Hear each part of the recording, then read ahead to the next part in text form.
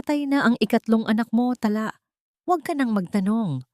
Isang malamig na katotohanan ang sumampal sa akin habang duguan pa ang aking sinapupunan. Ngunit sa kabilang silid, narinig ko ang malutong na tawa ni Marcelo at ang kalansing ng tsekeng nagkakahalaga ng milyon-milyon. Binenta nila ang sarili kong dugo at laman para sa kapangyarihan. Isang guro, isang ina, isang martir. Ngayon ay muling isisilang bilang isang bagyo. Kaya mo bang harapin ang pagbabalik ng babaeng ninakawan mo ng buhay? Sino ang tunay na magbabayad sa huli? Patay na ang ikatlong anak mo, tala. Huwag ka nang magtanong. Isang malamig na katotohanan ang sumampal sa aking pagkatao habang nag-aagaw buhay pa ang aking sinapupunan. Ngunit sa kabilang silid, malinaw kong nasaksihan ang pagdiriwang ni Marcelo at ang pag-uusap tungkol sa yaman at kapangyarihan. Binenta nila ang sarili kong laman. Isang martir na ina, ngayon ay muling isisilang bilang isang walang awang bagyo na babawi sa lahat ng ninakaw nila. Wala na ang ikatlong bata, tala. Huwag mo na akong perwisyuhin sa kakaiyak mo dahil wala na tayong magagawa. Binitiwan ni Doña Severina ang mga salitang yon nang walang kaamor-amor. Ang kanyang mukha ay matigas at walang bahid ng anumang simpatya. Dahan-dahan ang pag-ikot ng mga butil ng rosaryo sa kanyang mga daliri. Isang malinaw na kabalintunaan sa lason na lumalabas sa kanyang bibig. Nang mga sandaling iyon, ang aking buong katawan ay nanginginig pa sa tindi ng sakit mula sa panganganak nang wala sa oras. Ang daloy ng dugo ay sariwa pa. Subalit ang mas matinding sugat ay ang pagkakapunit ng aking kaluluwa. Ang aking namumutlang mga kamay ay mahigpit na nakakapit sa isang maliit at dilaw na bonnet na sarili kong hinabi para sa aking bunsong anak. Ang lambot ng sinulid na yon ay sumasalamin sa lahat ng pangarap at pagmamahal na inilaan ko. Isang pagmamahal na tinumbasan lamang ng malamig na pagwawalang bahala ng babaeng nasa aking harapan. Gusto ko siyang makita, ma. Parang awa niyo na. Ibigay niyo sa akin ang anak ko. Ang halos paos na pagmamakaawa ko. Ang aking lalamunan ay parang hinihiwa ng maliliit na bubog sa bawat paghikbi. Umirap lamang si Doña Severina at inayos ang balabal sa kanyang balikat. You should be thankful na binabayaran pa namin ang kwartong ito, tala. Huwag ka nang maghanap. Ipinasama ko na sa medical waste ng ospital ang katawan para hindi na tayo gumastos pa sa libing. Masyado na tayong baon sa utang dahil sa kapabayaan mo at sa pilit mong pagbuhay sa mga batang iyan. Hindi na niya hinintay ang aking sagot. Tinalikuran niya ako at lumabas ng silid. Iniwang nakawangwang ang pintuan ng bahagya. Ang matinding paninikip ng aking dibdib ay halos pumigil sa aking paghinga. Walang luha ang makasapat upang hugasan ng kawalan na unti-unting lumalamon sa aking diwa. Subalit ang likas na udyok ng isang ina ay mas malakas kaysa sa anumang sakit ng katawan. Pinilit kong ibangon ang aking sarili. Bawat paggalaw ay tila pagtusok ng libu-libong karayom sa aking ibabang bahagi. Ginamit ko ang malamig na dingding upang suportahan ang aking nanghihinang mga binti. Dahan-dahang humakbang palabas ng silid sa pag-asang may doktor o nurse na makakapagsabi ng totoo. Ngunit ang natagpuan ko sa dulo ng pasilyo ay isang tanawin na tuluyang pumatay sa aking mga natitirang pag-asa. Doon sa isang tago at madilim na bahagi ng ospital, nakatayo ang aking asawang si Marcelo. Hindi siya umiiyak. Wala sa kanyang postura ang pangungulila ng isang amang kani-kanina lang ay nawalan ng anak. Sa halip, ang kanyang mga braso ay mahigpit na nakapulupot sa baywang ni Elira, ang babaeng matagal ko nang pinaghihinalaan, ngunit palagi niyang itinatanggi. Nakasandal ang ulo ni Elira sa balikat ng aking asawa, isang larawan ng kalmante at mapanuksong tagumpay. It's done, Elira. The transaction was a perfect success. Ang malinaw na sambit ni Marcelo, ang kanyang boses ay may halong ginhawa at pananabik. Nakahinga na ang kumpanya. We got the shares and the funding we needed. Mula sa aking kinatatayuan, nakita ko kung paano ilabas ni Marcelo ang isang opisyal na dokumento ng ospital, isang papel na may tatak ng kapanganakan. Sa harap ni Elira, walang awang pinunit ni Marcelo ang dokumento. Ginawa itong maliliit na piraso hanggang sa tuluyang mahulog at kainin ng basurahan sa kanilang tabi. Ang aking mga mata ay napadako sa isang bakanteng silya malapit sa kanila kung saan nakapatong ang mamahaling leather bag ng aking biyenan. Bahagyang nakabukas ang zipper nito, sapat upang ilantad ang isang makapal na brown envelope na punong-puno ng mga bagong limbag na libuhang salapi. At sa mismong tabi ng pera, nakaipit ang isang maliit na plastic na pulseras ng ospital, ang identification tag na inilalagay sa mga bagong silang na sanggol. Bumagsak ang aking mga tuhod sa malamig na sahig ng pasilyo. Ang gatas sa aking dibdib ay nagsimulang tumagas, naghahanap sa sanggol na sinabi nilang pumanaw na. Ngunit ang aking buong pagkatao ay sumisigaw na isa itong kasinungalingan. Ang sakit ay hindi na pisikal. Ito ay isang malagim na pagguho ng lahat ng pinaniniwalaan ko. Si Marcelo, ang lalaking sinumpaan ko sa harap ng Diyos, ay ginamit ang aking dugo at laman upang iligtas ang kanyang ambisyon. Niyakap ko ng mahigpit ang dilaw na bonnet sa aking dibdib. Ang aking mga daliri ay nagiging puti sa tindi ng pagkakakuyom. Sa gitna ng katahimikan ng aking pagkadurog, isang tanong ang patuloy na umalingaw-ngaw sa madilim na sulok ng aking isipan. Paano ko bubuuin ang aking sarili kung mismong ang mga taong tinawag kong pamilya ang siyang pumatay at nagnakaw sa natitirang pintig ng aking puso? Ang matinis na pag-iyak ng dalawang sanggol mula sa madilim na sulok ng silid ang tanging pumipigil sa tuluyang paglayo ng aking katinuan. 3 taon na ang lumipas mula nang manakaw ang ikatlong pintig ng aking puso sa loob ng ospital na yon. Ngunit ang bigat ng krus na aking pinapasan ay tila nadaragdagan sa bawat pagsikat ng araw. Ang malalakas na hikbi ni na Luis at Lara ang gumigising sa akin tuwing madaling araw. Isang mapait na paalala na kailangan kong mabuhay kahit na pakiramdam ko ay matagal na akong patay sa loob ng naglalakihang pader ng mansyon ng mga Vireyon. Ibinaba ko ang aking dangal hanggang sa sumayad ito sa sahig na araw-araw kong kinikintaban. Nagmistulang isang alipin sa sarili kong tahanan upang matiyak lamang na may masisilungan ang aking mga anak.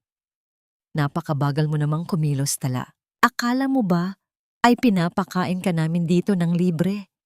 Ang matalim na tinig ni Doña Severina ay sumalubong sa akin pagpasok ko sa formal na hapagkainan. Karga ko sa aking kaliwang bisig si Lara na nilalagnat habang ang kanang kamay ko ay nanginginig na nag-aayos ng mga mamahaling kubyertos. Hindi ako makasagot. Kinagat ko na lamang ang aking ibabang labi hanggang sa malasahan ko ang sarili kong dugo. Pilit kong nilunok ang pait at ibinulong sa aking isipan na para ito sa aking mga anak. Sila ang tanging dahilan kung bakit tinatanggap ko ang pagiging basahan dahil sa labas ng bahay na ito ay wala akong kakayahang buhayin ang dalawang inosenteng kaluluwa na nakakapit sa aking palda. Ang mabilis na pagbukas ng malaking pinto sa harap ay nagdala ng malamig na hangin at kasabay nito ay ang pagpasok ng 2 taong patuloy na nagwawasak sa aking pagkatao. Nauna si Marcelo, ang lalaking pinangakuan ko ng buong buhay ko sa harap ng altar. Ngunit ang kanyang mga mata ay hindi man lang dumapo sa akin o sa aming anak na may sakit. Sa halip, ang kanyang buong atensyon at pag-aalaga ay nakatuon sa babaeng kasunod niya, si Elira. Ang babaeng umangkin sa aking posisyon ay naglalakad ng may pagmamalaki. Suot ang mga hiyas na alam kong binili mula sa perang nakuha nila kapalit ng aking bunsong anak. Tuwing nakikita ko ang mga kumikinang na brilyante sa kanyang leeg, pakiramdam ko ay sinasakal ako ng mismong katotohanan na hindi ko kailanman maisigaw dahil sa takot na bawiin nila sina Luis at Lara. sa akin. Marcelo, why is your maid looking at me like that? Nakakawala ng gana ang ganyang klaseng mga mata. Ang boses ni Elira ay puno ng pag-iinarte. Nakangisi habang marahan siyang umuupo sa silyang dapat sana ay para sa akin. Walang pag-aalinlangang hinawakan ni Marcelo ang kamay ng kanyang kabit at matalim akong tinitigan. Tala, ayusin mo ang pag-uugali mo kung gusto mo pang makakain ng mga anak mo mamayang gabi. Dalhin mo na ang mainit na sabaw dito at huwag kang tumayo dyan na parang tuod. Ang mga salitang yon ay tila mga punyal na diretsong itinarak sa aking dibdib. Naramdaman ko ang paninikip ng aking lalamunan at ang pag-init ng aking mga mata.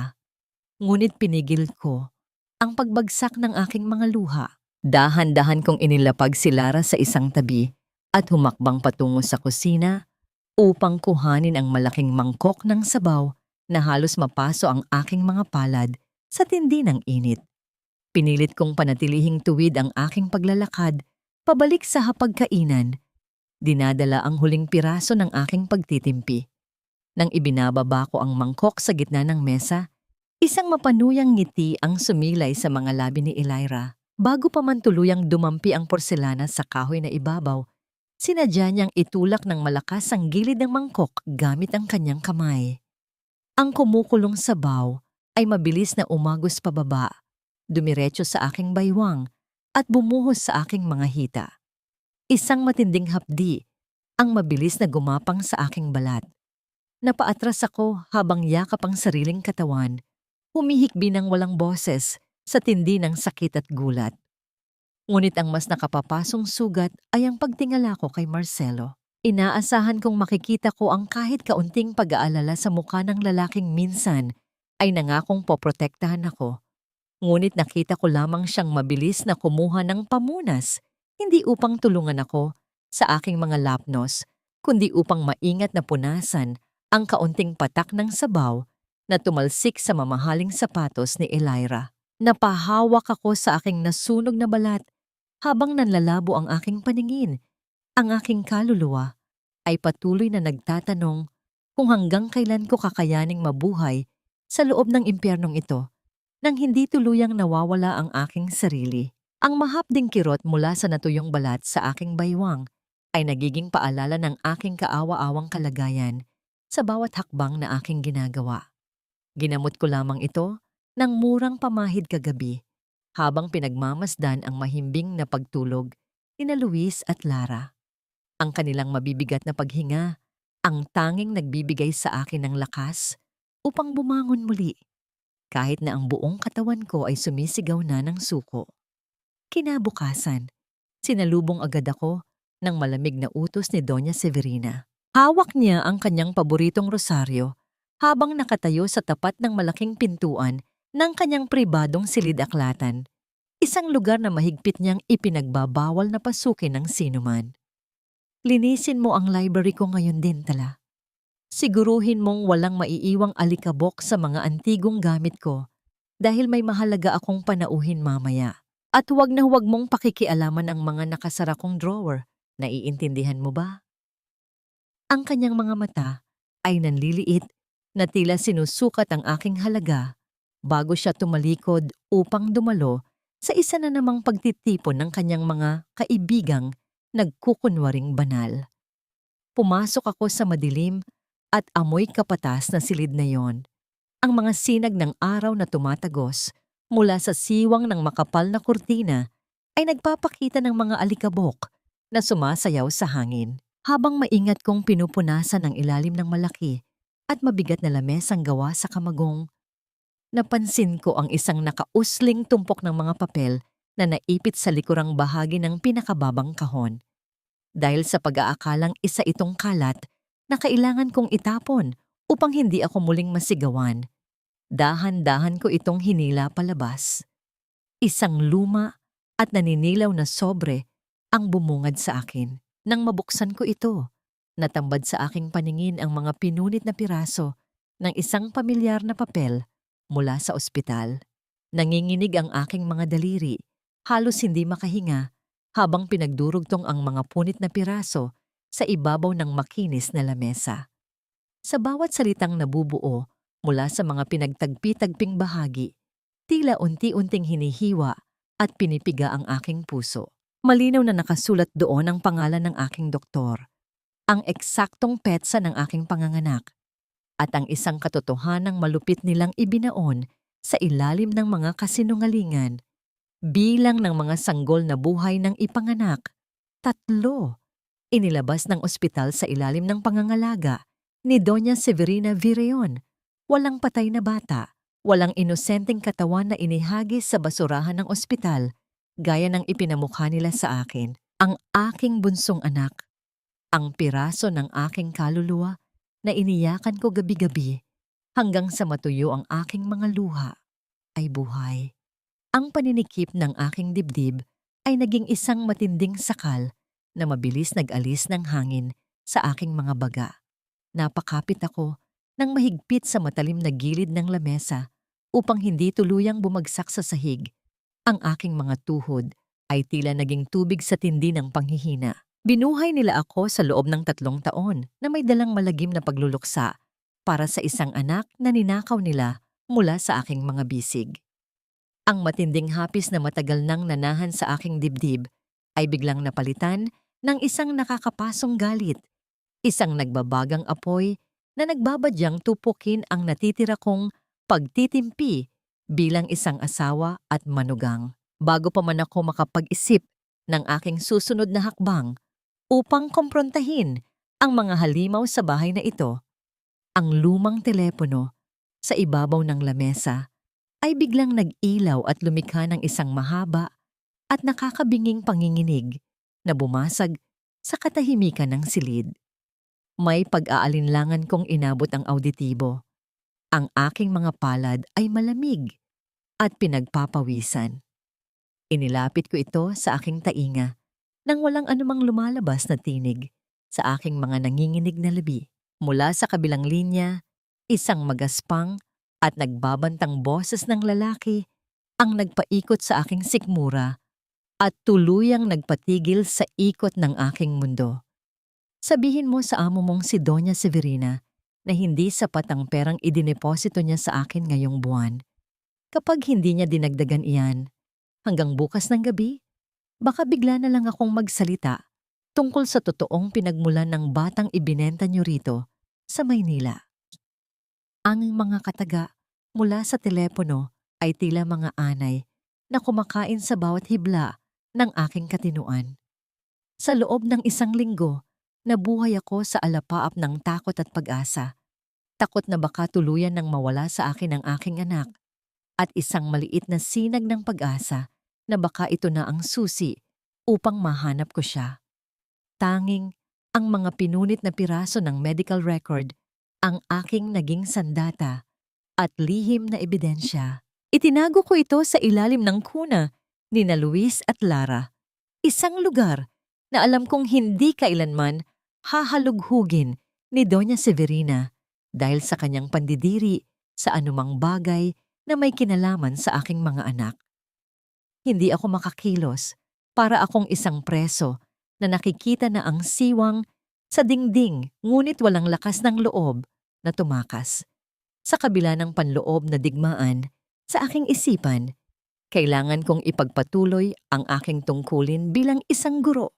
Ang pagtuturo sa mga batang uhaw sa kaalaman sa aming maliit na pampublikong paaralan sa Iloilo, ang tanging nagbibigay sa akin ng pakiramdam na mayroon pa akong silbi sa mundong ito. Sa loob ng 4 na sulok ng aming silid-aralan, panandalian kong nakakalimutan ang mabigat na kadena na nakatali sa aking mga paa sa mansyon ng mga Vireon. Isang hapon, habang nag-aayos ako ng mga libro sa aking lamesa, isang mahabang itim at makintab na sasakyan ang huminto sa tapat ng aming paaralan. Isang pambihirang tanawin sa aming payak na komunidad. Bumaba mula rito ang isang matangkad na lalaki na may buhok na pilak, nakasuot ng isang mamahaling barong. Ang kanyang tindig ay nagpapakita ng kapangyarihan, ngunit ang kanyang mga mata ay may dalang isang malalim na kalungkutan na tila hinahanap ang isang bagay na matagal nang nawala. Dahan-dahan siyang naglakad patungo sa aking direksyon. Bawat hakbang niya ay tila nagpapabagal sa pag-ikot ng mundo sa aking paligid. Maaari ko bang makausap si Talyara Morientes? Ang kanyang boses ay malumanay, ngunit may bigat, isang tinig na sanay mag-utos, ngunit pinipiling maging magalang. Ako po iyon, ang mahina kong tugon. Ang aking puso ay biglang kumabog ng hindi ko maipaliwanag. May isang bagay sa kanyang presensya na nagpapaalala sa akin ng mga kwento ng aking namayapang ina. Inilabas niya mula sa kanyang leather na portfolio ang isang luma at kupas na litrato. Isang larawan ng isang magandang babae na may mga matang puno ng pangarap. Nakangiti habang yakap ang isang bagong silang na sanggol. Ang babae sa litrato ay ang aking ina. Ang sanggol ay ako. Napasinghap ako. Ang aking mga daliri ay marahang dumapo sa ibabaw ng larawan.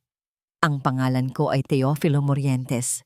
Ang kanyang pagpapakilala, ang kanyang mga mata ay nagsimulang mamasa. Maraming taon na kitang hinahanap. 20 taon mula nang pilitin ako ng pamilya ng iyong ama na iwanan ang iyong ina dahil sa malaking agwat ng ating estado sa buhay. Ipinangako ko sa kanya na babalikan ko kayo. Subalit huli na ang lahat nang bumalik ako. Patay na raw siya at ikaw ay nawawala. Ang bawat salitang kanyang binibitawan ay tila mga piraso ng isang komplikadong palaisipan na unti-unting nabubuo sa aking isipan. Ang lalaking nasa aking harapan, ang estrangherong ito na may dalang kapangyarihan at yaman ay ang aking ama. Ang aking tunay na ama na matagal kong inakalang patay na rin. Ang mga luha na matagal kong kinimkim para sa aking nawawalang anak ay biglang bumuhos para sa isang pagkatao na ninakaw din sa akin. Napaluhod ako sa sementadong sahig, hindi dahil sa panghihina, kundi dahil sa bigat ng lahat ng katotohanang sabay-sabay na sumampal sa akin. Naramdaman ko ang marahang pagdapo ng kanyang malalaking palad sa aking balikat. Isang pagdampi na nagdala ng init at proteksyon na hindi ko kailanman naramdaman mula kay Marcelo. Mula sa kanyang mga labi, isang pangako ang binitiwan na tuluyang bumago sa takbo ng aking kaawa-awang buhay. Hindi ko na maibabalik ang mga taon na nawala sa atin, anak. Ngunit ipinapangako ko sa iyo, mula sa araw na ito, hindi ka na muling iiyak ng mag-isa. Babawiin natin ang lahat ng ninakaw sa iyo. Ang pagkatuklas sa aking ama ay isang malakas na hangin na humihip sa nag-aapoy na baga sa loob ng aking dibdib.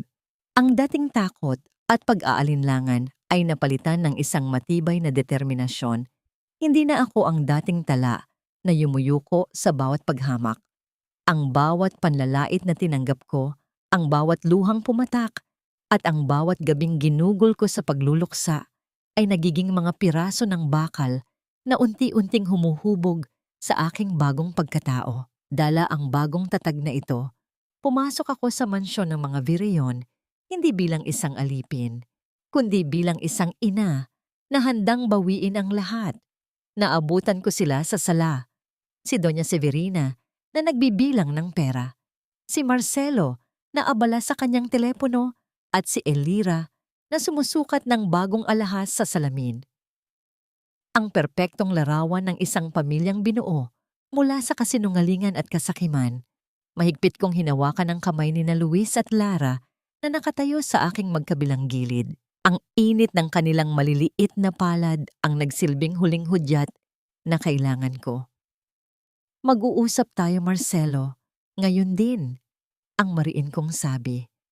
Ang aking boses na dati mahina at nanginginig ay naging buo at matatag. Napatingala silang tatlo.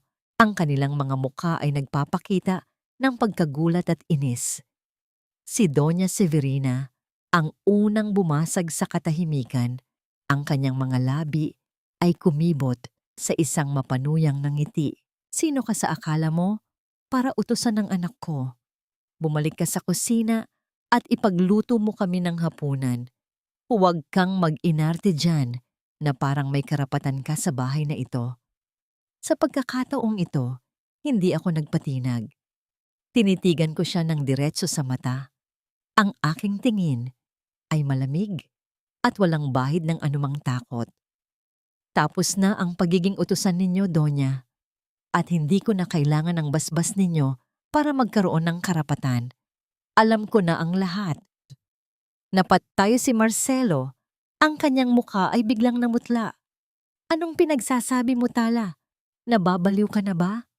Dahan-dahan kong inilabas mula sa aking bulsa ang mga pinagtagpi-tagping piraso ng medical record at inilapag ito sa mesang nasa kanilang harapan.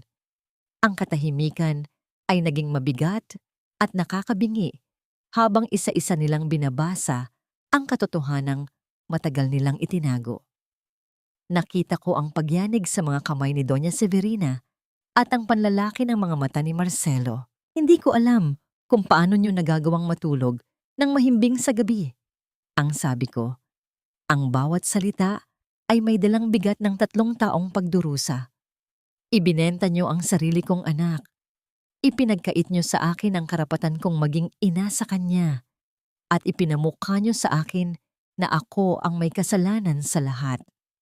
Subalit sa halip na pagsisisi, ang nakita ko sa mukha ni Doang Severina ay isang nag-aapoy na galit. Tumayo siya at walang pakundangang dinuro ang aking mukha. At ano ngayon? Anong magagawa mo? Isang hamak na gurong walang pera? Isa kang basura, Tala. Basura ka nang dumating dito at basura ka pa rin hanggang ngayon. Nagkamali ako sa pagpili sa iyo para sa aking anak. Hindi mo kailanman na ibigay ang yaman at koneksyon na kaya niyang makuha kay Elira. Ang kanyang mga salita, na dati tumatagos na parang mga patalim, ay tila mga bato na lamang na ibinabato sa isang pader na bakal. Niyakap ko ang aking mga anak at marahan silang hinila palayo sa nakalalasong presensya ng kanilang lola. Huminto ako sa tapat ng pintuan at hinarap si Marcelo sa huling pagkakataon.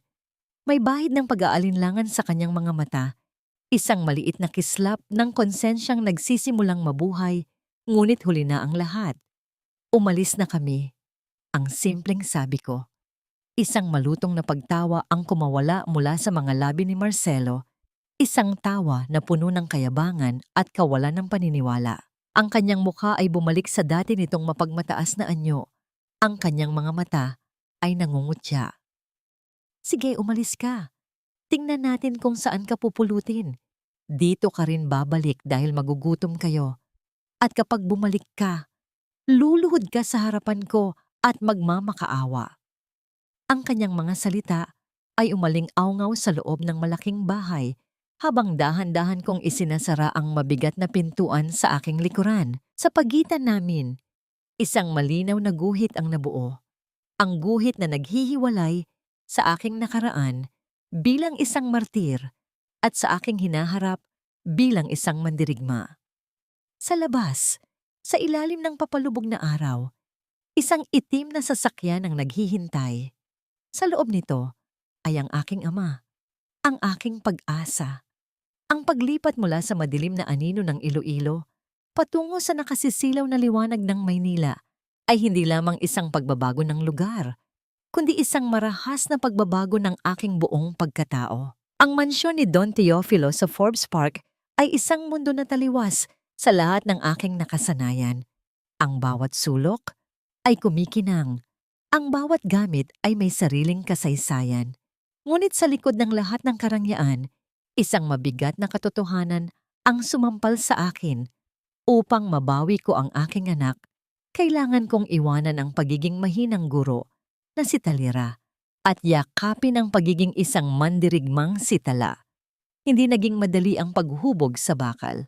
Ang bawat umaga ay nagsisimula sa isang mahigpit na pag-aaral. Ang mga librong hawak ko ay hindi na tungkol sa mga alpabeto at pambatang tula, kundi tungkol sa stock market, corporate law, at financial statements. Ang aking ama, si Don Teofilo, ay naging isang mahigpit ngunit mapagmahal na mentor.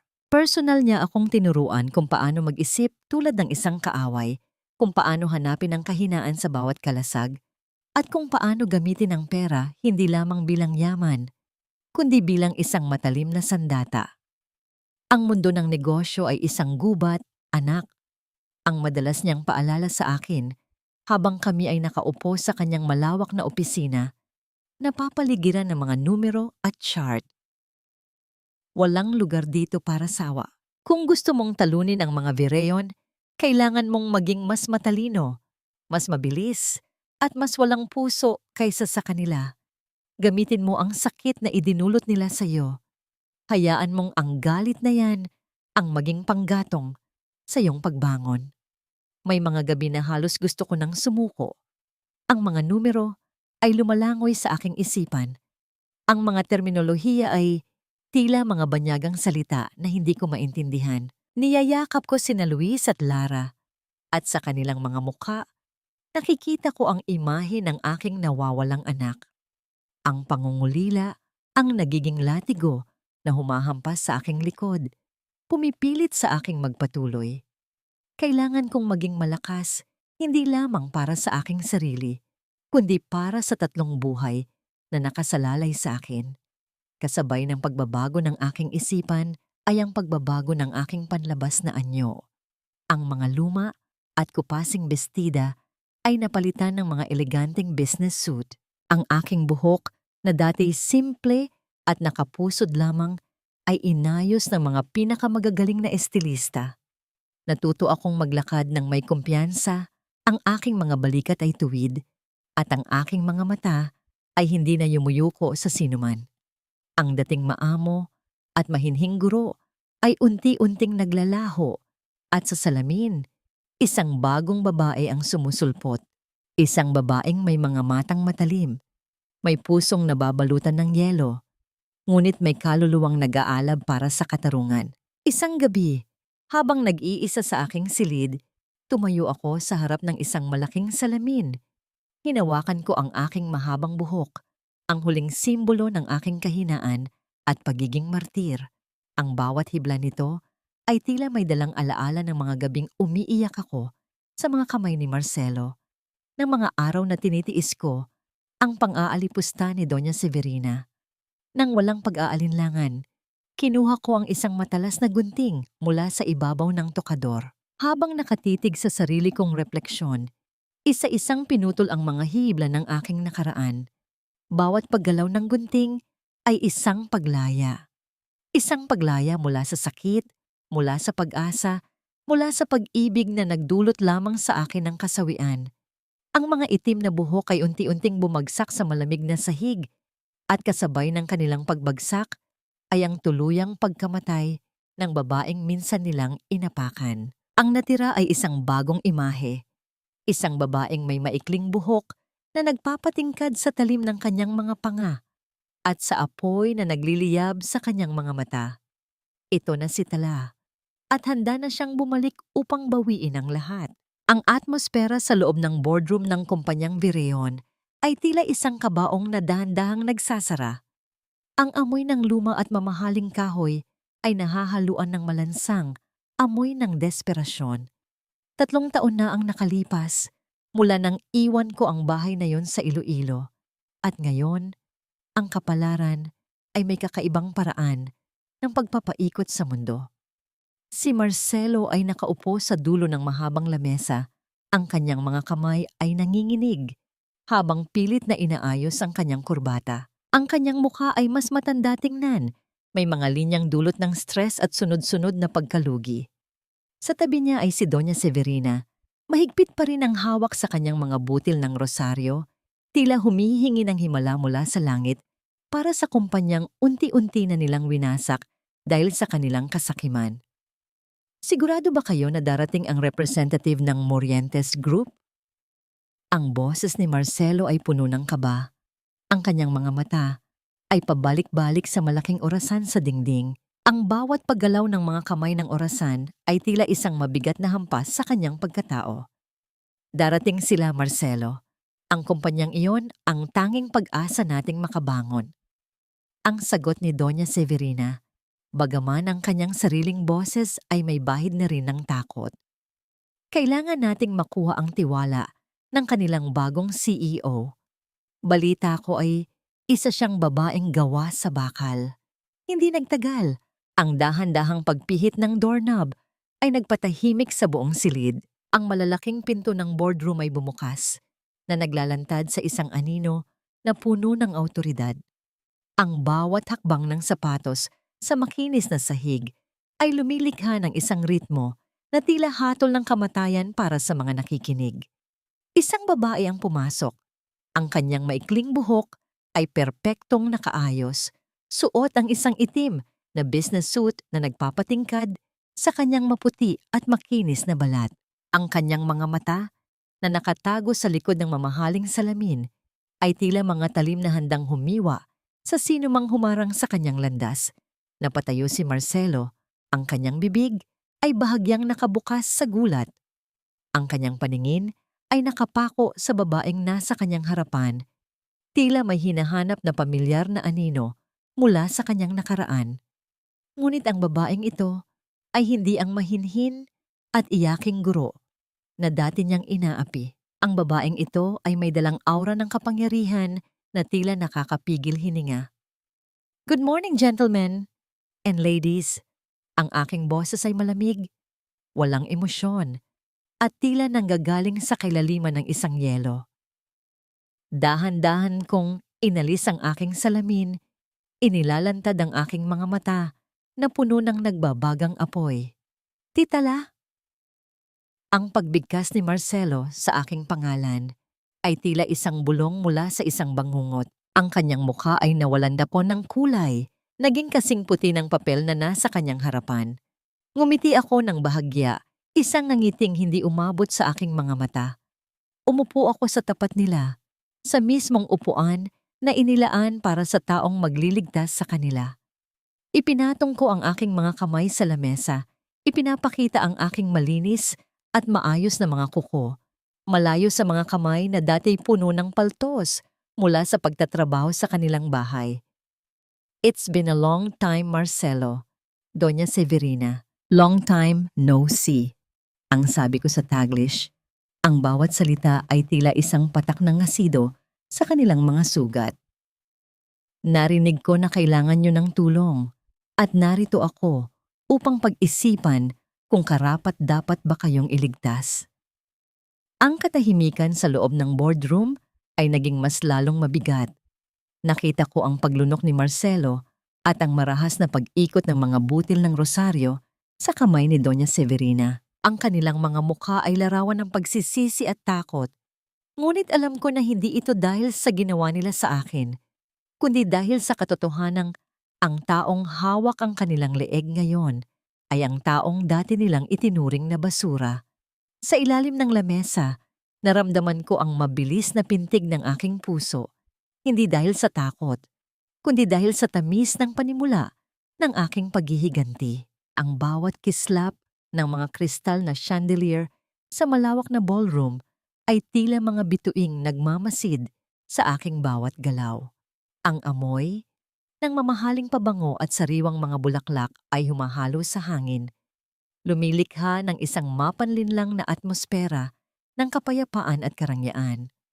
Narito ako sa isang charity gala para sa mga naulilang bata, isang kaganapan na dinaluhan ng pinakamataas na antas ng lipunan sa Maynila. Suot ang aking makinang na gown na kulay pilak, bawat hakbang ko ay puno ng dignidad, ngunit sa ilalim ng telang iyon, ang aking puso ay nananatiling isang sugatang ina na naghahanap ng katarungan.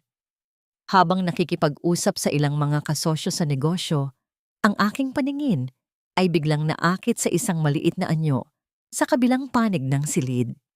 Isang batang lalaki, marahil ay nasa 3 o 4 na taong gulang, ang nakatayo sa tabi ng isang magarang mag-asawa. Ang kanyang buhok ay kasing itim ng gabi at ang kanyang mga matang tila may dalang pamilyar na kislap, ay nakatitig sa akin.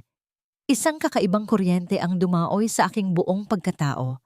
Isang pakiramdam na tila ang aking sinapupunan ay biglang kumitig sa isang matagal nang nawalang alaala. That's Gian, bulong ng aking sekretarya na si Sofia. He's the adopted son of the Ayalas. They are one of the biggest donors tonight. Hindi ko maalis ang aking tingin sa bata. May kung anong magnetismo na humihila sa akin patungo sa kanya. Lumapit ako ng dahan-dahan. Ang bawat tibok ng aking puso ay nagiging mas mabilis at mas malakas. Tila isang tambol na nagbabadya ng isang malaking pagtuklas.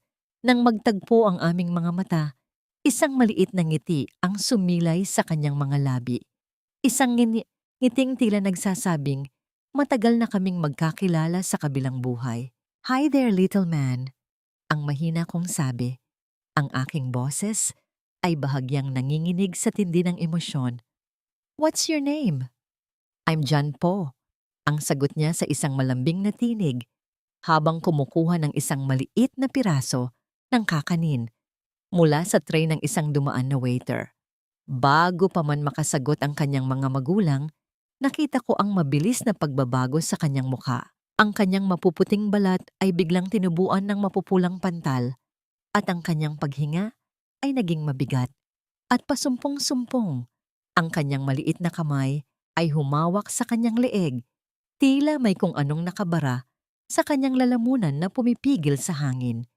Ang sigaw ng takot mula sa kanyang ina ay bumasag sa pormalidad ng silid, habang ang bata ay nagsimulang manghina at mapaluhod sa sahig. "Diyos mio! Gian, what's happening?" Ang histerikong sigaw ng babaeng nagpakilalang ina niya. Sa gitna ng kaguluhan, isang malinaw na alaala ang sumagi sa aking isipan, isang alaala ng aking sariling pagkabata at ang lihim na kondisyon na ipinamana ko sa aking mga anak. Hindi ako nag-atubili. Mabilis akong lumuhod sa tabi ni Gian. Kinuha ang aking maliit na pitaka at hinanap ang gamot na palagi kong dala para kina Luis at Lara. Isandal niyo siya sa akin. "He's having an anaphylactic shock. Allergic siya sa nuts." Ang utos ko ng may awtoridad. Maingat kong inalalayan ang kanyang ulo sa aking kandungan. Habang tinitingnan ko ang kanyang naghihirap na anyo, naramdaman ko ang isang matinding koneksyon na tila isang gintong kadena na nagbibigkis sa aming dalawa. Ang bawat hirap niya sa paghinga ay tila sarili kong baga na nauubusan ng hangin. Ibinigay ko ang paunang lunas habang hinihintay ang medical team ng hotel. Dahan-dahan, ang kanyang paghinga ay naging normal at ang pamumula ng kanyang balat ay unti-unting humupa. Nang imulat niya ang kanyang mga mata, hinawakan niya ang aking daliri gamit ang kanyang maliit na kamay. Isang mainit na likido ang mabilis na namuo sa aking mga mata. Ang allergy na ito, isang pambihirang uri ng peanut allergy na tanging sa pamilya Morientes lamang matatagpuan. Isang medikal na katotohanan na hindi kayang burahin ng anumang pekeng dokumento o kasinungalingan. Habang pinagmamasdan ko ang bata na dahan-dahang binubuhat ng mga medik, ang aking buong katawan ay nanginginig sa isang katotohanang mas maliwanag pa sa mga kristal sa kisame. Ang pintig na naramdaman ko kanina ay hindi isang imahinasyon. Ang batang ito, si Gian, na pilit nilang itinago sa ilalim ng ibang pangalan at ibang yaman, ay ang dugong dumadaloy din sa aking mga ugat.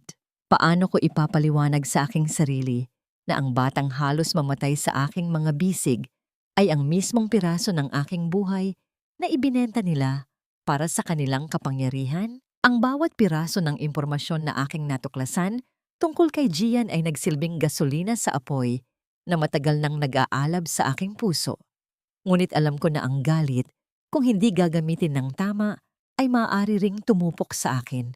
Sa gabay ng aking ama, si Don Teofilo, dahan-dahan kong inihanda ang isang patibong na binuo mula sa mismong kahinaan ni Marcelo, ang kanyang walang hanggang ambisyon at ang kanyang takot na muling maging mahirap. Ang mansyon ng mga Morientes ay naging sentro ng aking operasyon, kung saan ang bawat dokumento at bawat pirma ay may dalang bigat ng aking balak na paghihiganti. Isang hapon, ipinatawag ko si Marcelo sa aking opisina sa Makati.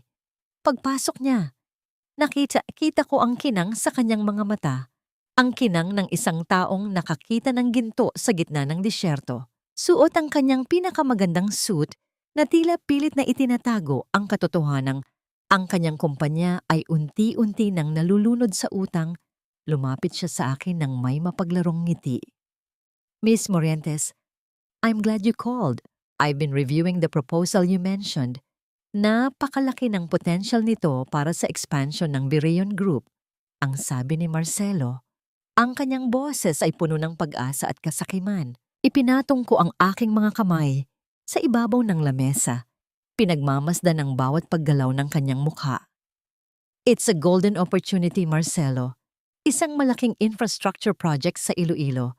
Ngunit kailangan nito ng mabilis na puhunan. I'm willing to partner with you, but I need you to commit at least 60% of your current assets. It's a high-risk, high-reward deal. Nakita ko ang panandaliang pag-aalinlangan sa kanyang mga mata. Isang mabilis na kislap ng takot. Ngunit sapat na ang aking pananalita upang mabulag siya. Inilabas ko ang mga peking financial projections na maingat naming ginawa. Mga numerong tila sumisigaw ng kayamanan. I'll do it, Tala. Miss Morientes, gagawan ko ng paraan ng pondo. This is exactly what we need para maibalik ang dangal ng pamilya ko. Ang sagot niya ng walang pag-aalinlangan. Hindi niya alam na ang proyektong ito ay isang anino lamang, isang bitag na unti-unting kukuha sa lahat ng natitira niyang yaman. Habang naglalakad siya palabas ng aking opisina, isang matalim na tingin ang sumalubong sa akin mula sa pinto. Naroon si Elira, nakatayo ng may mga matang tila, nagsusuri sa bawat sulok ng aking pagkatao. Ang kanyang presensya ay tila isang malamig na simoy ng hangin na nagdadala ng babala.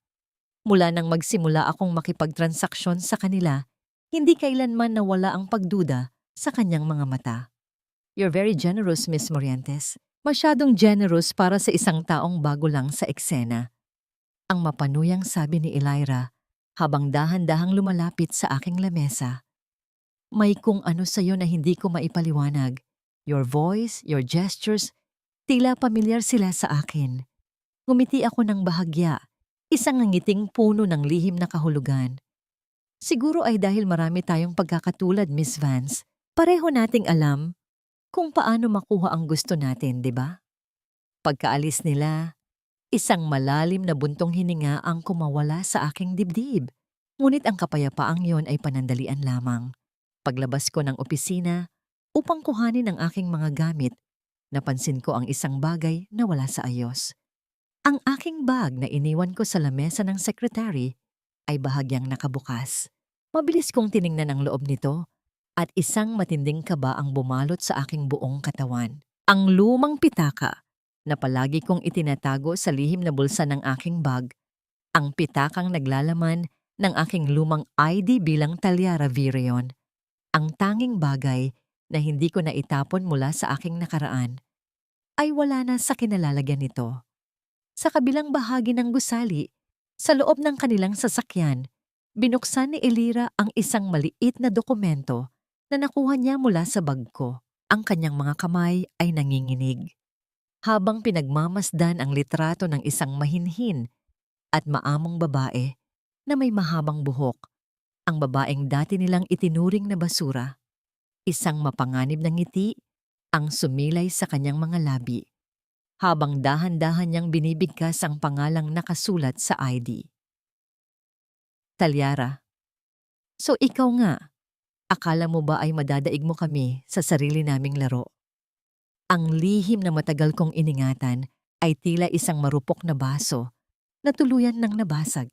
Habang ang gabi ay lumalalim, isang bagong panganib ang nagsisimulang gumapang sa madidilim na pasilyo ng aming mga buhay. Paano ko maitutuloy ang aking paghihiganti kung ang aking tunay na pagkakakilanlan ay nasa kamay na ng aking pinakamatalas na kaaway? Ang bawat hakbang ko sa madilim at amoy gamot na pasilyong ito ay tila paglalakad sa isang libingan ng mga alaala. Ang hanging umiihip mula sa bintana ay nagdadala ng amoy ng luma at unti-unting nabubulok na kahoy Isang matapat na refleksyon ng lihim na matagal nang ibinaon ng pamilya Virion. Matapos ang pagkakatuklas ni Elira sa aking tunay na pagkakakilanlan, alam kong wala na akong oras na dapat sayangin. Kailangan kong mahanap ang piraso ng katotohanan bago pa nila ako tuluyang mapigilan. At ang pirasong yun ay nasa loob ng isang maliit at tagong bahay sa labas ng Iloilo, kung saan ang konsensya ay naghihintay na lamang ng kaukulang hudyat. Nakita ko si Teresita na nakahiga sa isang lumang papag. Ang nurse na dati masigla at punong-puno ng takot ay isa na lamang anino ng kanyang nakaraan. Ang kanyang mga pisngi ay humubog sa kanyang bungo. Ang kanyang mga mata ay nanlalabo na sa tindi ng sakit na kumakain sa kanyang mahinang katawan. Ang bawat pag-ubo niya ay tila isang pagpunit sa kanyang dibdib, isang mahapding paalala na ang kanyang oras ay mabilis na nauubos. Nurse Teresita, ang mahina kong tawag habang dahan-dahan akong lumalapit sa kanyang tabi. Naalala niyo pa po ba ako? Bahagyang nanginig ang kanyang mga tuyong labi. Nang ituon niya ang kanyang paningin sa akin, nakita ko ang isang mabilis na kislap ng pagkilala na hinaluan ng isang matinding sindak. Pilit niyang iniwas ang kanyang tingin, ang kanyang mga kamay, na tila balat na lamang na nakatakip sa buto, ay mahigpit na humawak sa kanyang kumot. Ma'am Tala, ang halos pabulong niyang sambit. Ang kanyang boses ay tila isang tuyong dahon na hinihipan ng hangin. Bakit po kayo narito? Matagal na po iyon. Matagal na po nating nilibing ang gabing iyon. Umupo ako sa tabi niya at hinawakan ang kanyang malamig na palad. Naramdaman ko ang bawat buto sa kanyang kamay. Isang pakiramdam na tila hawak ko ang mismong kamatayan. Narito ako dahil ang anak ko ay nawawala, Teresita. Narito ako dahil alam kong hindi mo kayang dalhin ang sikretong ito hanggang sa hukay. Ang bawat gabing hindi ka makatulog, ang bawat panalangin mo para sa kapatawaran, ito na ang pagkakataon mo. Isang mainit na luha ang dahan-dahang gumapang sa kanyang kulubot na pisngi. Ang kanyang paghinga ay naging mabigat at puno ng pagsisisi. Sa bawat paglunok niya, tila may isang malaking bara sa kanyang lalamunan na pumipigil sa mga salitang matagal na niyang ikinubli. Patawarin niyo po ako, Ma'am Tala. Ang kanyang pagsusumamo habang ang kanyang buong katawan ay nagsimulang manginig sa tindi ng emosyon. Natakot po ako kay Doña Severina. Sinabi niya na wala akong mapupuntahan kung magsasalita ako. Binigyan niya ako ng pera para sa operasyon ng aking ina at kapalit niyon ay ang aking pananahimik. Hinayaan ko siyang umiyak.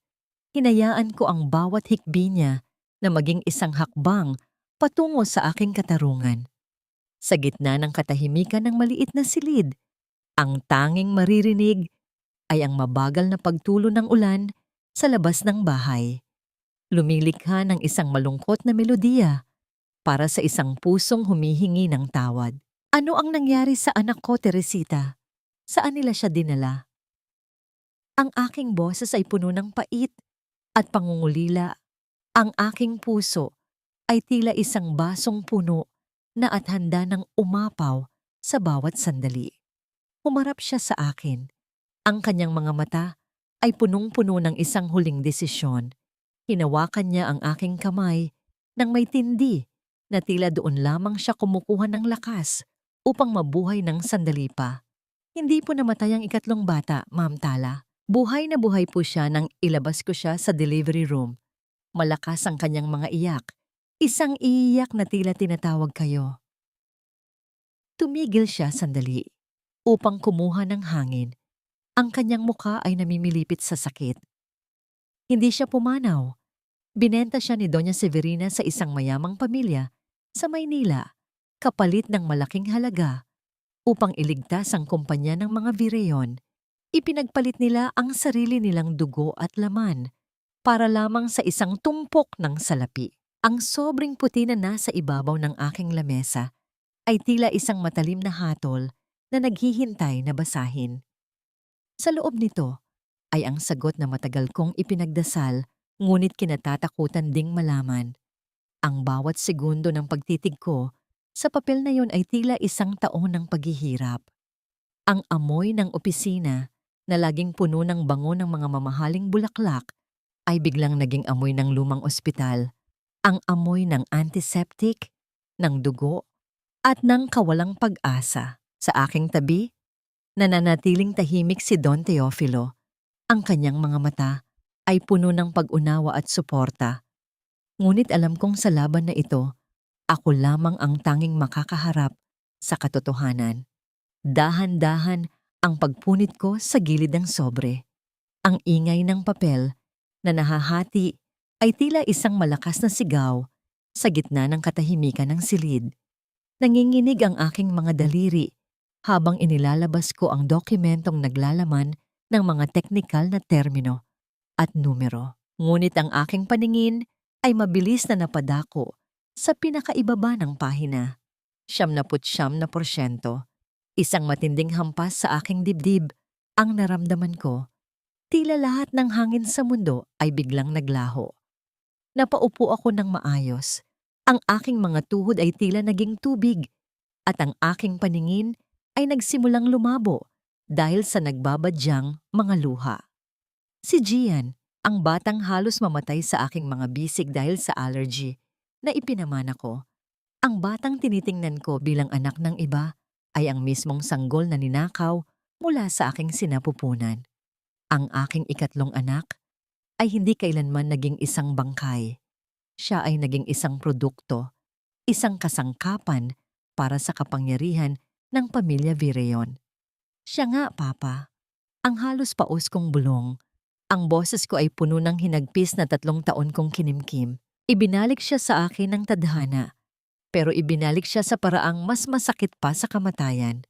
Hinayaan ko ang aking sarili na umiyak, hindi dahil sa lungkot, kundi dahil sa tindi ng pait na naramdaman ko para sa aking anak. Inisip ko kung paano siya lumaki sa piling ng mga taong binayaran lamang upang mahalin siya.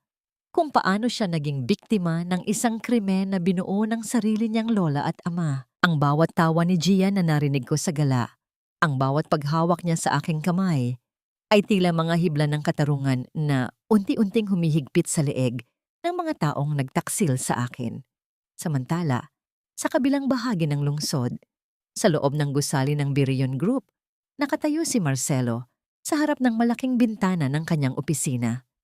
Hawak niya ang business card ni Miss Morientes, ngunit ang kanyang isipan ay malayo sa negosyo. Ang bawat pagkilos ng bagong investor na ito, ang bawat paraan ng pagtaas ng kanyang kilay, at ang lamig ng kanyang boses ay patuloy na nagpapabalisa sa kanya.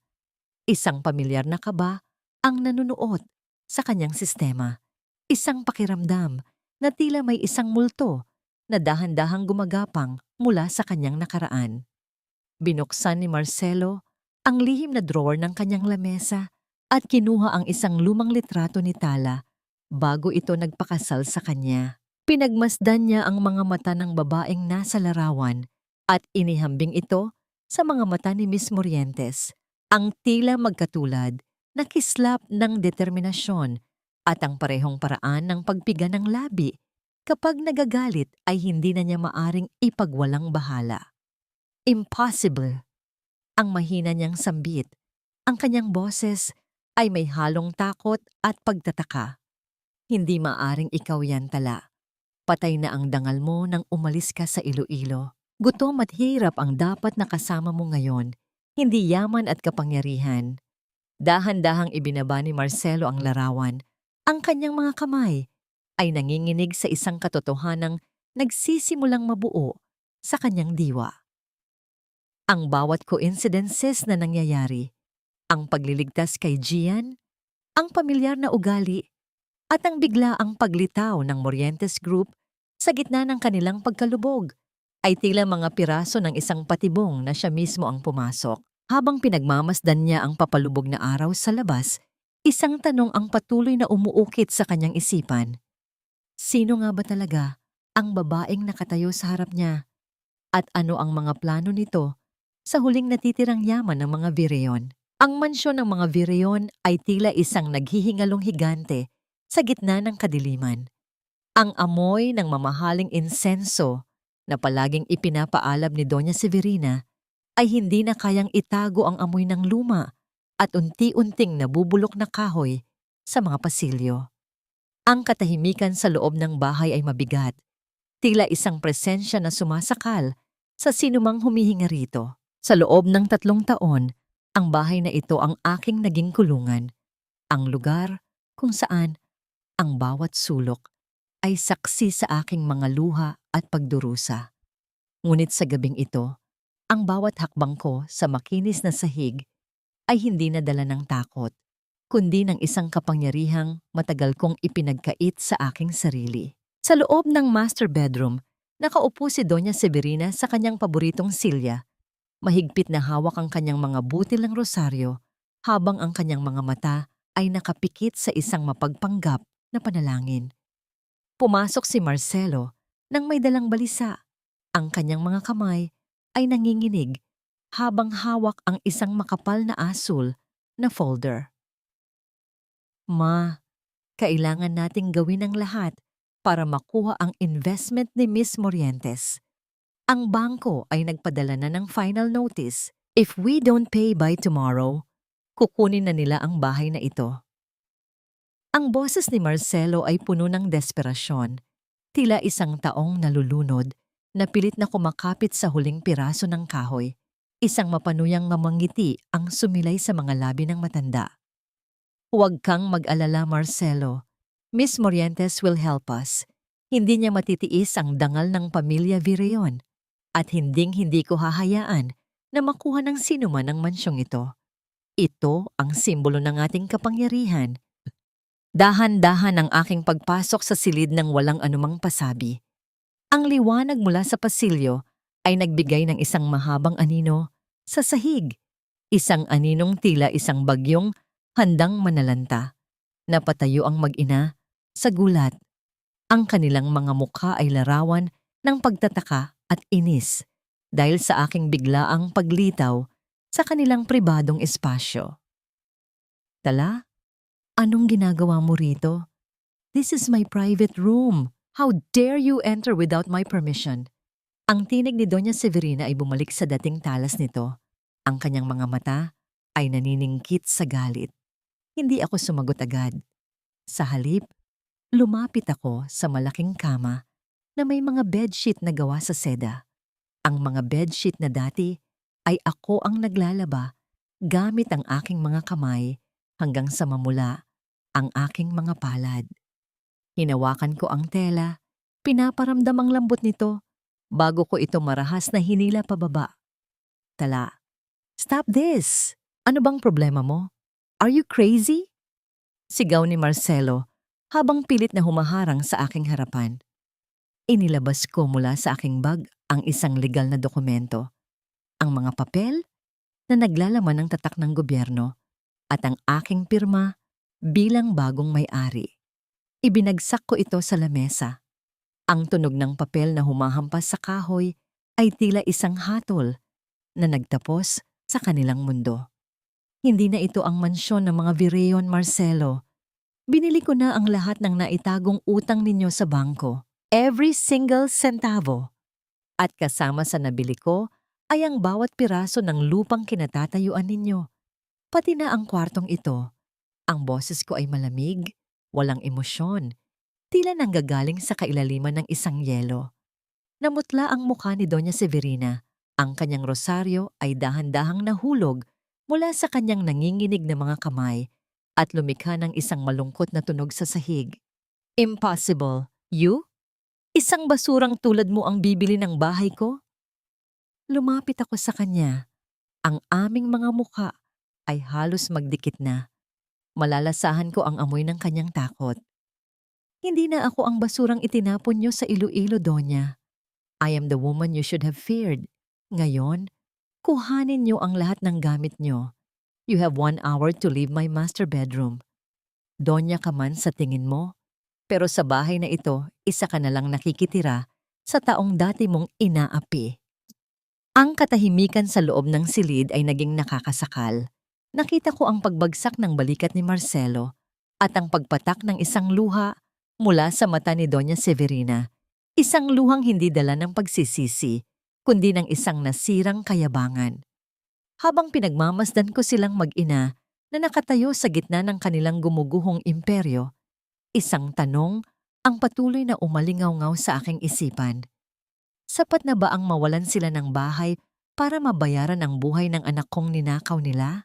Ang malaking bulwagan ng Manila Hotel ay nababalutan ng ginto at pilak, isang marangyang pagtatanghal ng yaman na tila nanggagaling sa mga pangarap. Ang halimuyak ng mga sariwang rosas at ang amoy ng mamahaling wine ay humahalo sa hangin, lumilikha ng isang mapanlinlang na pakiramdam ng tagumpay. Narito ang lahat, ang mga pinakamakapangyarihang tao sa negosyo, ang mga mamamahayag, at ang pamilya Vireyon na nakasuot ng kanilang pinakamagara at pinakamahal na mga hiyas. Ito ang gabing inaasahan ni na Marcelo at Doña Severina na muli silang babangon, ang gabing ilulunsad ang proyektong magliligtas sa kanila mula sa kahihiyan. Ngunit sa likod ng aking malamig na ngiti, ang gabing ito ay nakatadhana para sa isang layunin lamang, ang paghuhukom. Nakatayo si Doña Severina sa gitna ng entablado. Hawak ang mikropono nang may panginginig sa kanyang mga kamay na pilit niyang itinatago. Ang kanyang mukha ay puno ng kolorete upang itago ang pagod at takot na dulot ng aking pagbawi sa kanilang mansyon noong nakaraang gabi.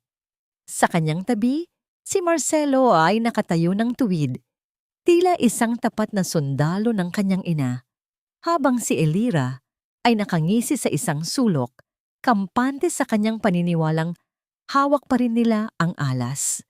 "Good evening, everyone." Ang simula ni Doña Severina. Ang kanyang boses ay puno ng mapagpanggap na kabutihan. Tonight is not just about business. It is about the legacy of the Vireyon family, a family built on integrity, sacrifice, and the love for the Filipino community. We are honored to have the Morientes Group as our partner in this journey. Pumalakpak ang mga tao, isang tunog na tila mga tuyong dahon na hinahampas ng hangin sa aking pandinig. Dahan-dahan akong lumakad patungo sa entablado. Bawat hakbang ng aking sapatos ay lumilikha ng isang ritmo ng katarungan. Nang makarating ako sa gitna, kinuha ko ang mikropono mula sa nanginginig na kamay ng aking biyenan. Tinitigan ko siya ng diretso sa mga mata. Inilalantad ang lahat ng pait at galit na 3 taon kong ikinubli sa ilalim ng aking katahimikan. Legacy? Integrity? Ang mahina kong panimula. Ang aking boses ay umalingaw-ngaw sa buong bulwagan, nagpapatahimik sa lahat ng bulong. Bago natin pag-usapan ang hinaharap, kailangan muna nating harapin ang katotohanan ng inyong nakaraan dahil ang kumpanyang ito ay hindi itinayo sa integridad. Itinayo ito sa dugo at luha ng isang inang ninakawan ninyo ng lahat. Isang mabilis na pagbabago sa atmosfera ng silid ang naramdaman ko. Ang mga tao ay nagsimulang magbulungan, ang kanilang mga mukha ay puno ng pagtataka at kuryosidad. Pinindot ko ang isang maliit na remote sa aking kamay at ang malaking screen sa likod namin ay biglang nag-ilaw. Sa halip na mga blueprint ng proyekto, isang malinaw at malakas na audio recording ang bumalot sa buong ballroom. "Gawin mo ang paraan, Teresita. Sabihin mo kay Tala na namatay ang bata. Ibigay mo ang sanggol sa pamilyang Ayala sa Maynila. We need that money to save the company. Isang bata lang yan, marami pa siyang mailalabas." Ang boses ni Doña Severina ay malinaw na narinig ng lahat. Bawat salita ay tila isang matalim na kutsilyo na humihiwa sa kanyang sariling dangal. Sumunod ay lumabas sa screen ang mga larawan ng mga pekeng dokumento ng ospital, ang mga bank transfer na may pirma ni Marcelo, at ang huling testimonya ng nurse na si Teresita bago ito pumanaw. Ang katahimikan sa loob ng bulwagan ay naging nakakasakal. Tila lahat ng tao ay nawalan ng kakayahang huminga. Nakita ko ang pagbagsak ni Doña Severina sa kanyang mga tuhod. Ang kanyang rosaryo ay nagkalas-kalas sa sahig. Ang mga butil nito ay nagkalat tila mga pangarap na tuluyan ng nadurog. Namutla si Marcelo. Ang kanyang buong katawan ay nanginginig habang nakatingin sa mga taong dati ay humahanga sa kanya. Ngunit ngayon ay puno na ng pandidiri. Si Elira naman ay pilit na tumatakbo patungo sa pintuan, ngunit huli na ang lahat. Ang mabigat na pagbukas ng mga malalaking pinto sa dulo ng ballroom ay nagdala ng isang grupo ng mga lalaking nakauniporme. Ang bawat hakbang ng kanilang mga bota sa makinis na sahig ay nagpapatibay sa katotohanang wala ng takas ang mga Vireyon. Ang mga flash ng kamera mula sa mga reporter ay tila mga kidlat na naglalantad sa bawat sulok ng kanilang krimen. Doña Severina Vireyon, Marcelo Vireyon, and Elira Vance, you are all under arrest for human trafficking and falsification of public documents. Ang mariing pahayag ng opisyal ng pulisya habang inilalabas ang mga posas. Habang pinapanood ko silang kinakaladkad palabas ng bulwagan sa gitna ng kahihiyan, isang matinding paninikip ng dibdib ang naramdaman ko. Hindi ito dahil sa lungkot, kundi dahil sa bigat ng katarungang sa wakas ay nakamit ko. Ngunit sa gitna ng aking tagumpay, isang tanong ang nananatiling nakatusok sa aking puso na tila isang tinik na hindi kayang alisin ng anumang yaman o paghihiganti.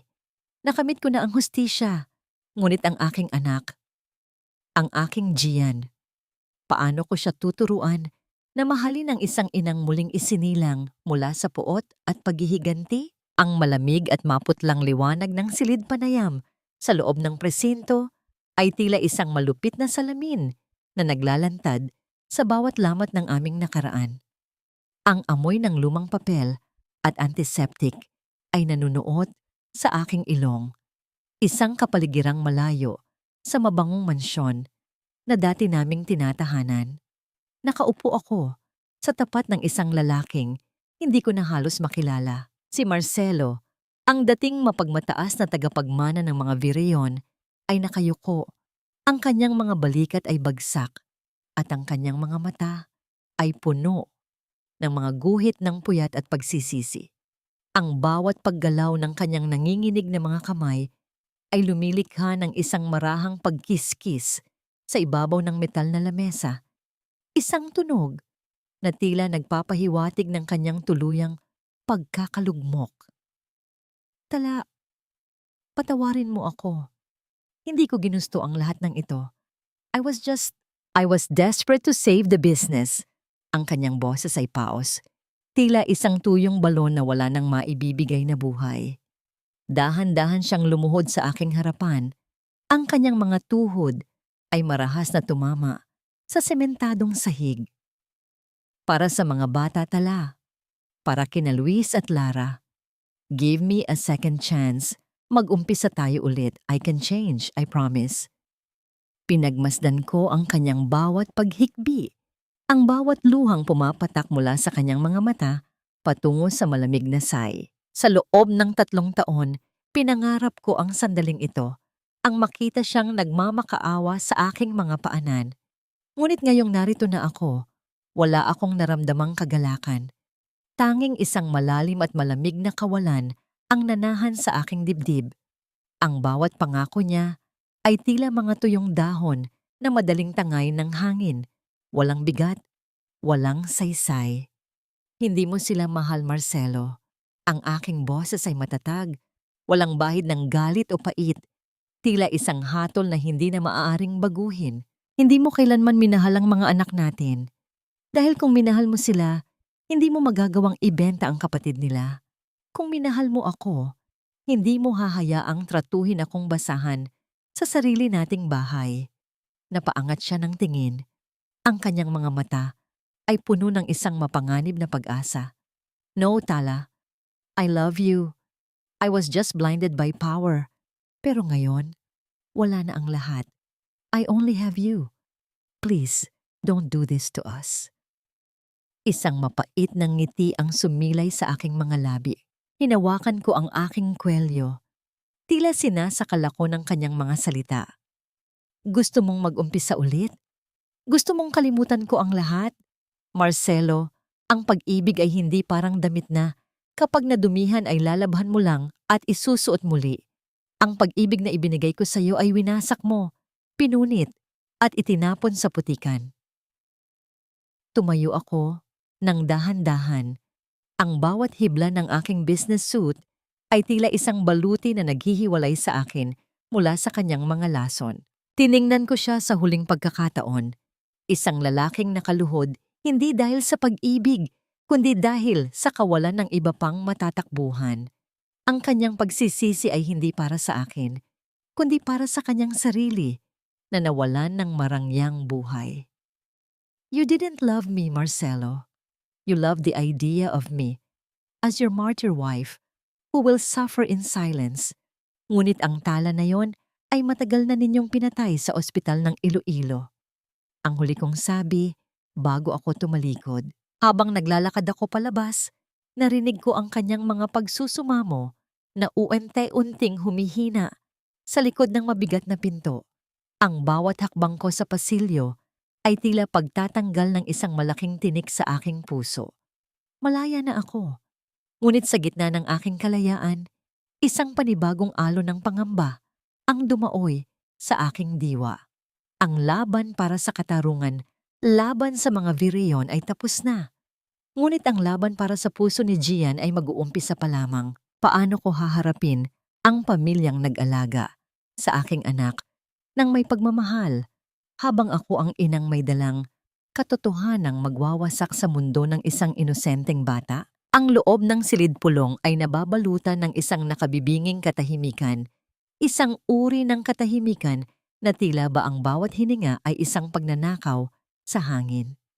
Ang amoy ng lumang leather at ang lamig na nanggagaling sa air conditioner ay nanunuot sa aking balat. Ngunit wala nang hihigit pa sa panlalamig ng aking mga kamay habang nakatingin ako sa batang nasa kabilang dulo ng lamesa. Narito kami para sa huling pagpapasya. Ang laban para kay Gian ay hindi na idadaan sa mga dokumento o sa laki ng pera. Idadaan ito sa tibay ng isang ugnayang pinutol ng kasakiman ngunit pinagtagpi muli ng tadhana. Sa tabi ng bata ay nakaupo si Mrs. Ayala. Ang kanyang mga mata ay namumula at ang kanyang mga kamay ay mahigpit na nakakapit sa maliit na balikat ni Gian. Hindi siya ang kontrabidang tulad ni Severina. Isa lamang siyang inang nagmahal sa isang batang inakala niyang kanya. At iyon ang nagpahirap sa aking kalooban. Ang bawat luhang pumatak mula sa kanyang mga mata ay tila isang paratang sa akin na ako ang sisira sa tanging mundong kinagisnan ng aking anak. Please, Tala. Ang pagsusumamo ni Mrs. Ayala, ang kanyang boses ay nanginginig sa tindi ng takot. I know the truth now, and I'm sorry for what happened. Pero please, huwag mo siyang kunin sa amin. He's our life. Hindi niya alam ang mundong sinasabi mo. You're a stranger to him. Ang bawat salita niya ay tila isang matalim na aspile na itinutusok sa aking puso. Huminga ako ng malalim, pilit na pinatitibay ang aking sarili. Tumingin ako kay Gian. Ang bata ay bakas ang kalituhan sa kanyang mga mata. Pabalik-balik ang tingin niya sa amin, tila ba isa siyang maliit na ibon na hindi alam kung saang pugad dapat dumapo. Dahan-dahan akong tumayo at lumapit sa kanya. Ang bawat hakbang ko sa makinis na sahig ay tila paglalakad sa ibabaw ng maliliit na bubog. Lumuhod ako sa kanyang harapan. Ang aking mga tuhod ay marahang tumama sa malamig na semento upang maging kapantay ko ang kanyang paningin. Inilabas ko mula sa aking bag ang maliit at dilaw na bonnet. Ang bonnet na baon ko mula pa sa Iloilo, ang tanging alaala ng gabi ng kanyang kapanganakan. Gian, ang mahina kong tawag. Ang boses ko ay puno ng pagsusumamo at pag-ibig na 3 taon kong itinago sa kailaliman ng aking kaluluwa. I know you're scared. I know everything feels so strange right now. Pero gusto kong malaman mo na bago ka pa man matutong lumakad, bago ka pa man makapagsalita, may isang inang gabi-gabing nananalangin na sana ay mahanap ka niya. Inabot ko ang kanyang maliit na kamay.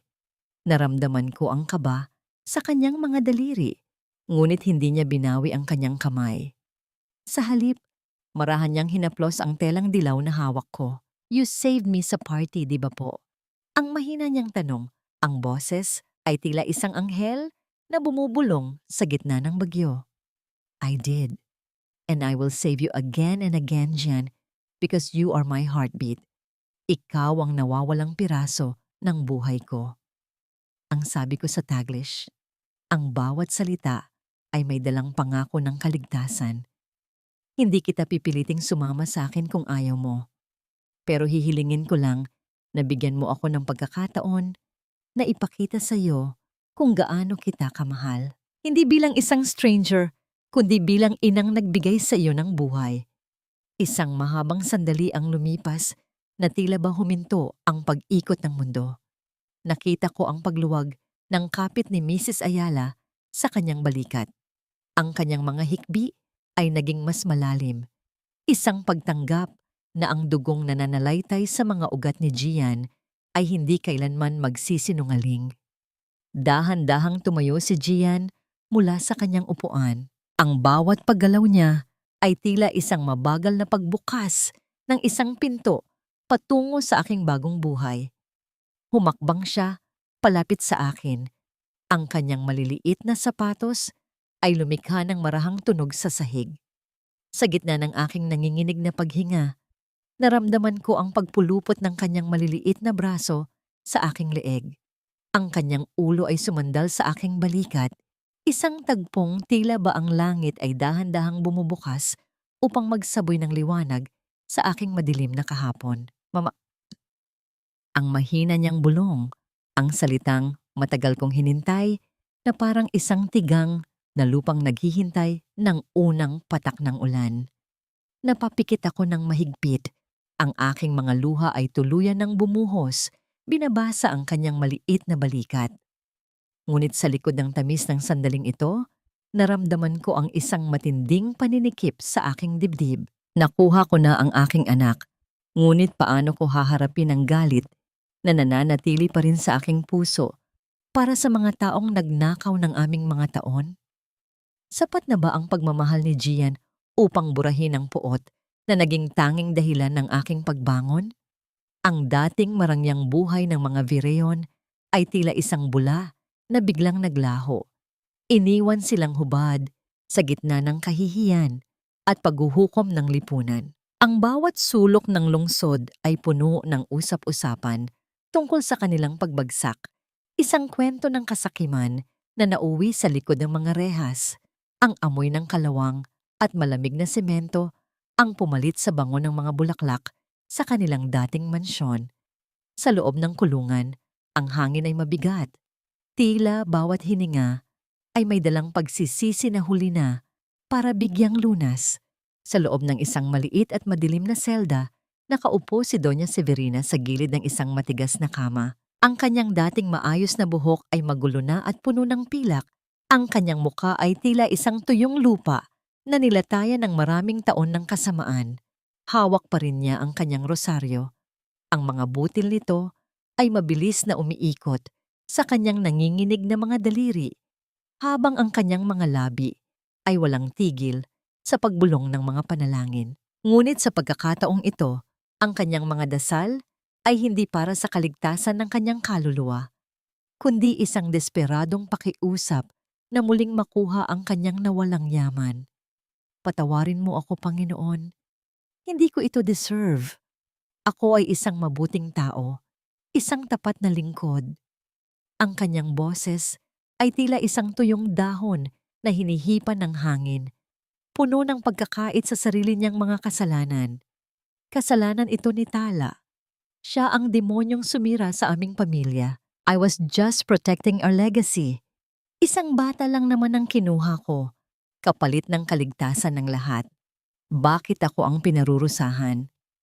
Sa kabilang bahagi ng gusali, sa silid panayam para sa mga abogado, nakaupo si Elira Vance na may mga matang puno ng nagbabagang puot.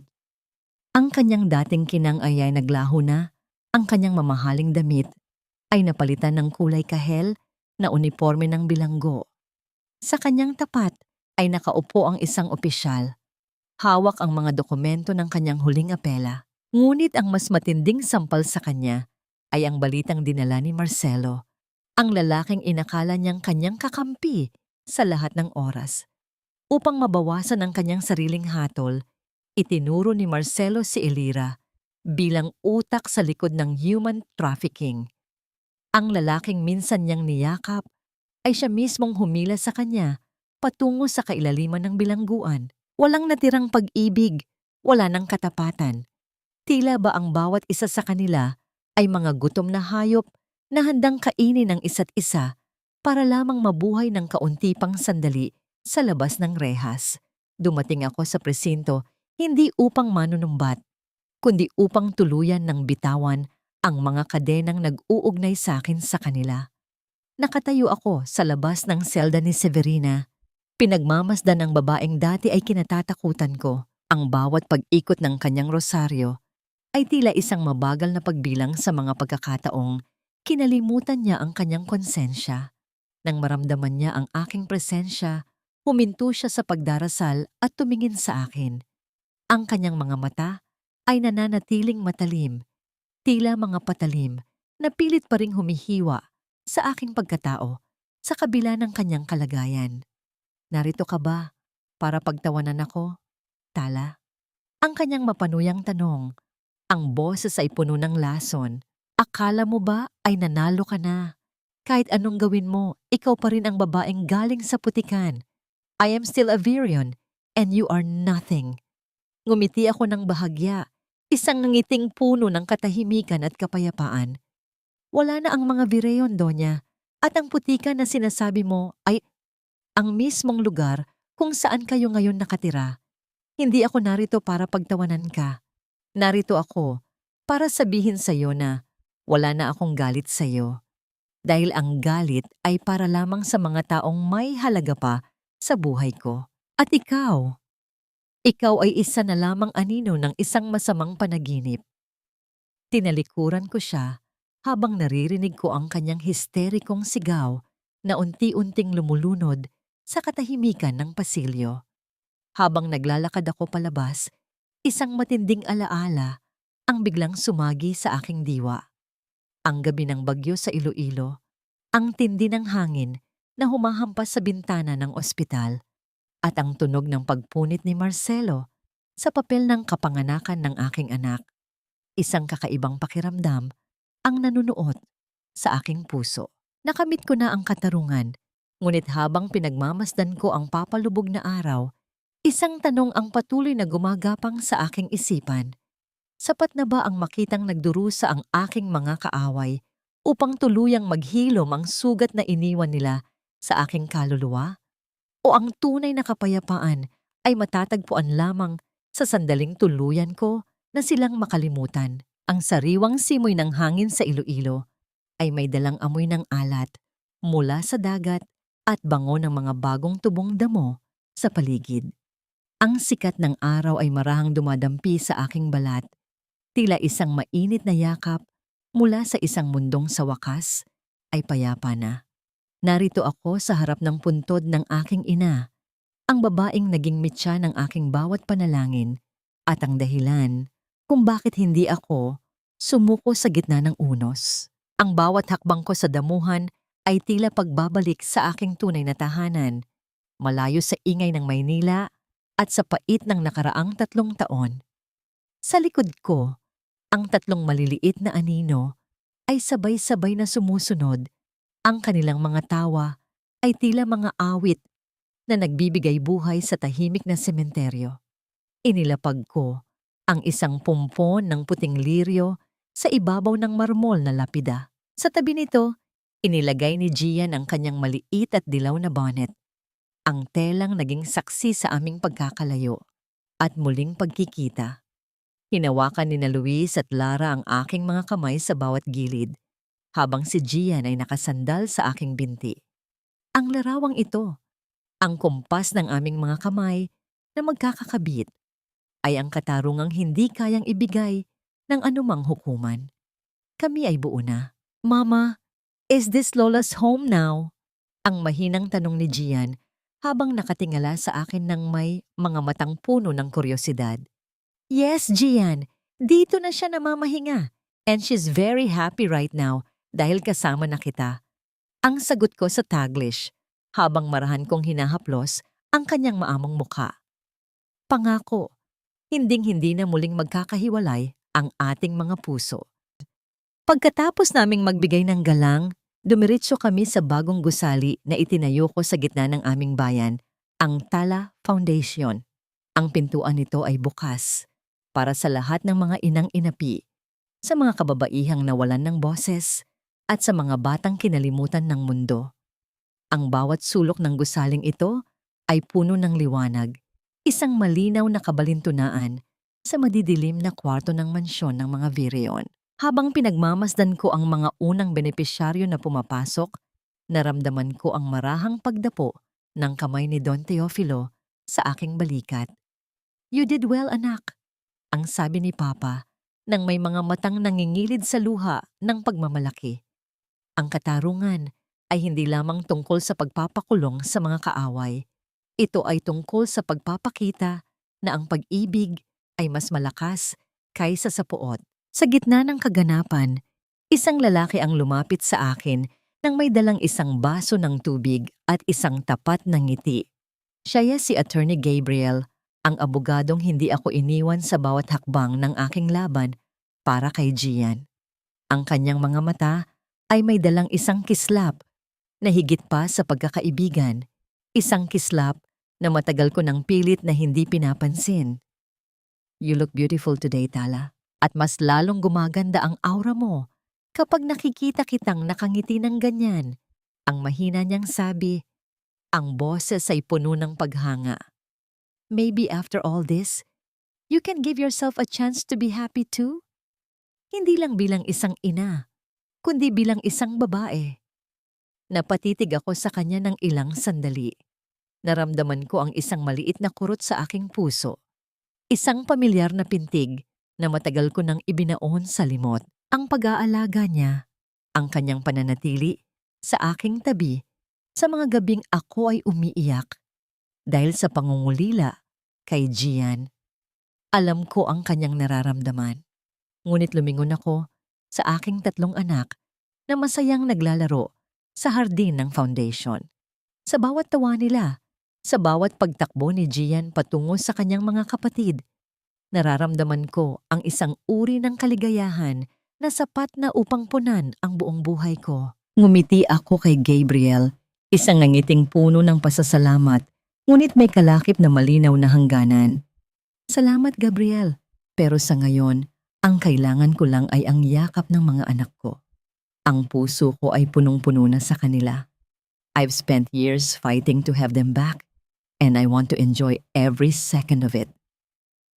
Habang papalubog ang araw sa abot-tanaw ng Iloilo, nagpinta ito ng mga kulay na lila at kahel sa langit. Isang mahabang buntong hininga ng kalayaan ang kumawala sa aking dibdib. Ang sugat na iniwan ng nakaraan ay naroon pa rin, ngunit hindi na ito dumudugo.